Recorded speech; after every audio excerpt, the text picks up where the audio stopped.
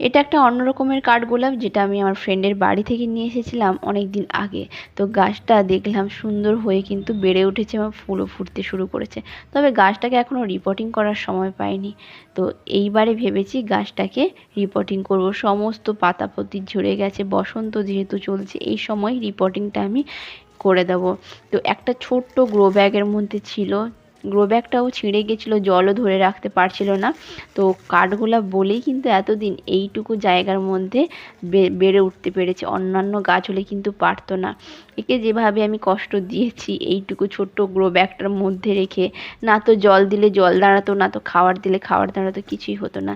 যাই হোক, অবশেষে এর একটা ঠিকানা আমি করতে পেরেছি। তো এই টবটার মধ্যে আমি বসিয়ে দিলাম, এই টবটা ফাঁকা হয়ে গেছে এইবারে।